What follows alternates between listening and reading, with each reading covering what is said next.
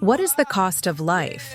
To be born costs on average $19,000 to $49,000. The average cost of paying for a child's life into their adulthood are $200,000 to $650,000 per child. Every single year that person lives, it costs anywhere from $40,000 to over $60,000.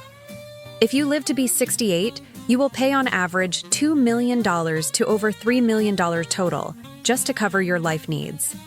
The cost of living increases in our geriatric ages to an average of $71,000 to $122,000 per year. The average cost of a death is $7,000 to $15,000.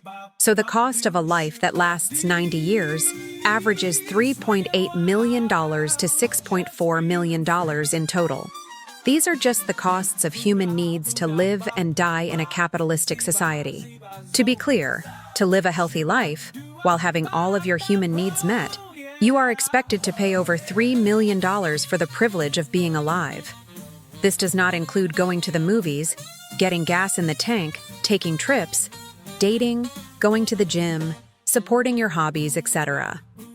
This price tag is for having homes, food, education, medical care, electricity, and eventually, handling your remains, so they do not cause a toxic hazard to the living. You can add in $1.3 million in non-essential expenses too, bringing the total cost of a life lived to $5.1 million to $7.7 million.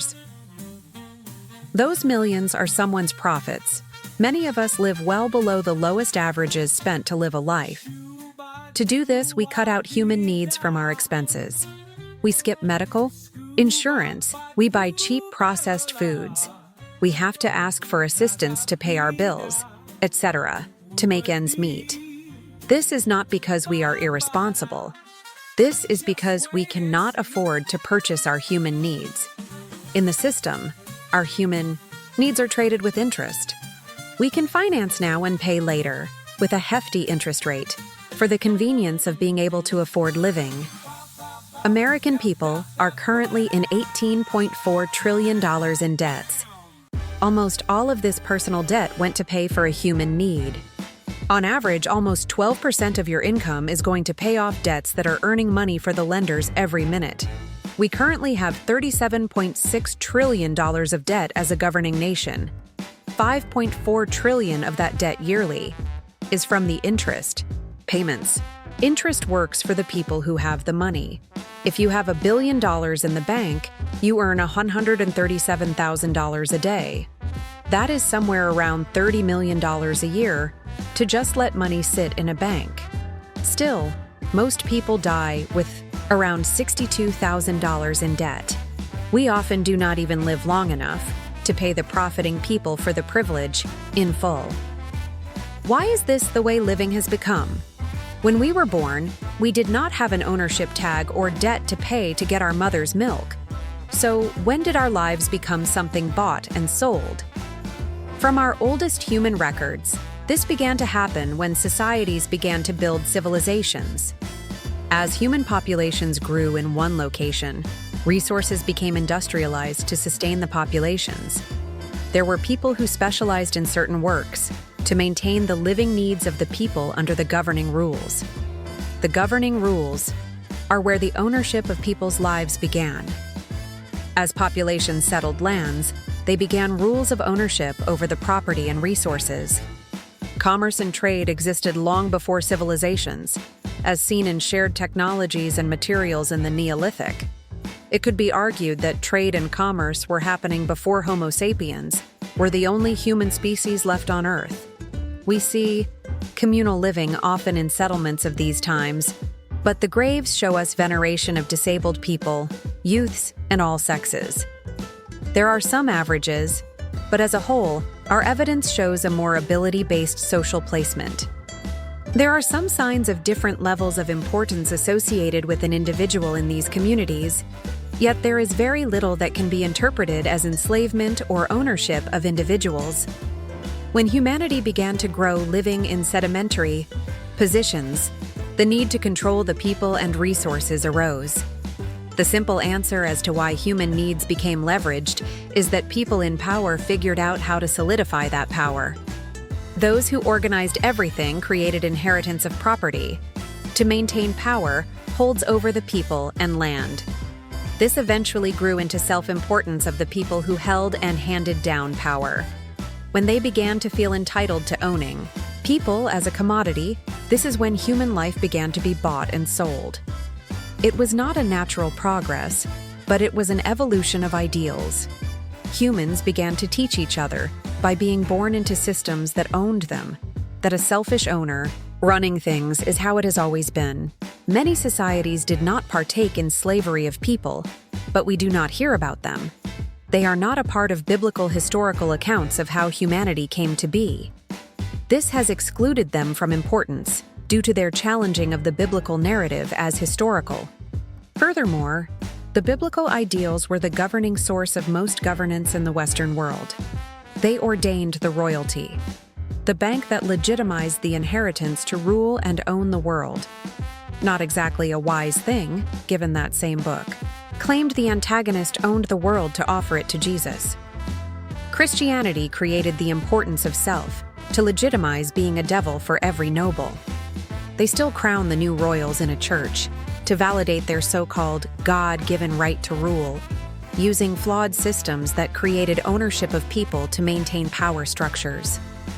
This eventually evolved into the trade of people across oceans, with the written blessing and laws coming from the Christian church. The people, the lands, and the resources of anyone that was not a Christian in the world were deemed booty for the taking, for the Christian pirates that labeled themselves explorers. After hundreds of years, slavery took on new forms. It evolved. The direct ownership was immoral.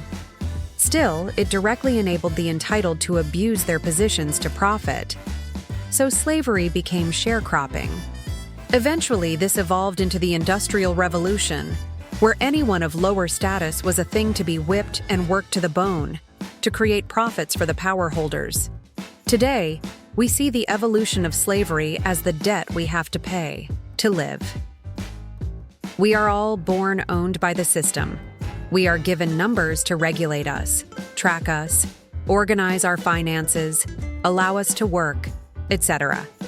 There is a debt to our life happening, and it is calculated into the profiting portfolios to make sure they are paying out as little as possible to the people that make and pay for their profits. Debt is just a fancy way of saying owned. Did you know that you were owned when you were born? Do you feel owned now? Who was paid for you? Who sold you? Slavery is a created control tactic. Debt is a functioning system of abuse that violates the people it reaps its profits from. Everything done as a person is done in service to the 1% that profit. Your life is owned by this system. You are a slave, and you were taught that it is a debt you owe to be allowed to live. There is a simple fix to this reality.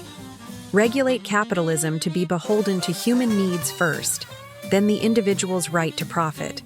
By regulating human needs, first, you ensure that no person is enslaved just to stay alive. This does not end a capitalistic society. This just limits the abuse it is allowed to inflict.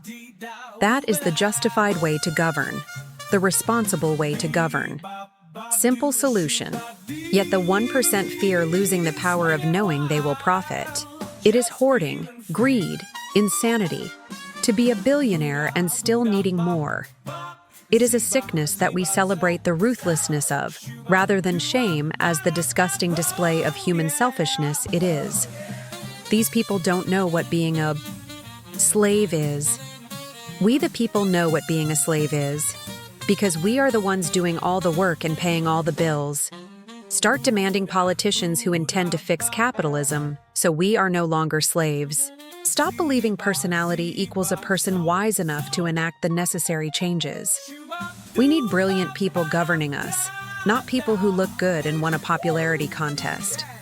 We need builders, teachers, engineers, tradesmen, civic infrastructure, scientists, medical professionals, and more governing us. We have 52% lawyers serving our Congress currently.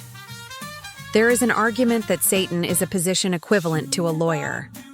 They keep the profiting people profiting through law. We need people making our laws who are there for the slaves, not the owners. Demand better from your representatives. You have never been a slave, except in the tally of billionaires.